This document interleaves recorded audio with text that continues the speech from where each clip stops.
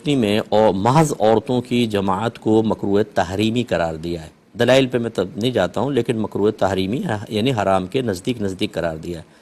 اس لیے خواتین کو چاہیے کہ اپنے گھروں میں ہی. ایک سوال یہ کیا جاتا ہے کہ کیا عورتیں اپنی علیحدہ طور پہ گھروں کے اندر رمضان المبارک میں جماعت کروا سکتی ہیں یا نہیں؟ مثلا آج کل رمضان المبارک میں تراویح جو ہے بعض عورتیں اپنے گھروں میں اس کا اہتمام کرتی ہیں. کوئی حافظہ ان کو سناتی ہے اور وہ اس کے اقتداء میں عورتیں نماز پڑھتی ہیں. تو آیا یہ جائز ہے یا جائز نہیں ہے؟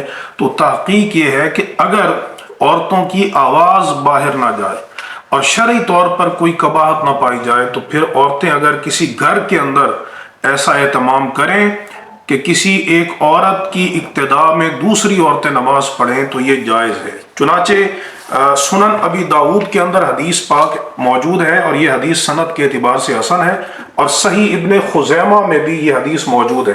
امام ابن خزیمہ نے بھی سند حسن کے ساتھ اس حدیث کو روایت کیا، اور امام حاکم نے بھی المستدرک میں اس حدیث کو روایت کیا. صحیح ابن خزیمہ کی حدیث نمبر 1676 ہے.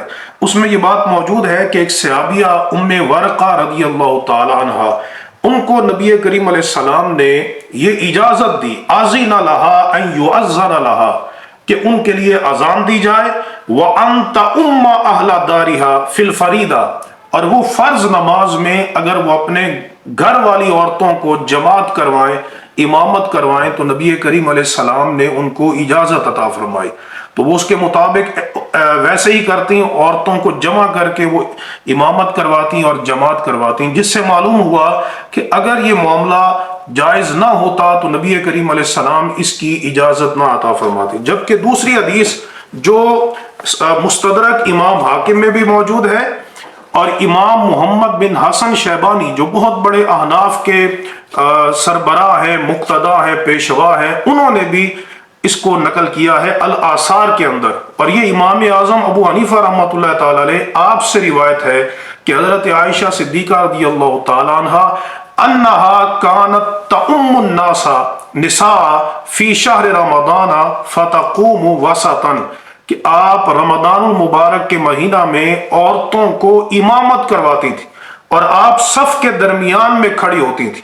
تو پتہ چلا کہ یہ معاملہ بالکل جائز ہے. اس وجہ سے امام بدر الدین عینی جو احناف کے بہت بڑے وکیل ہیں، انہوں نے بھی بھرپور انداز میں اس کے جواز کا فتویٰ دیا ہے کہ جب احادیث کے اندر عورتوں کی امامت کا ذکر آ گیا تو ہم اس کو ناجائز نہیں کہہ سکتے. اللہ تبارک و تعالی ہم سب کو عمل کرنے کی توفیق عطا فرمائے.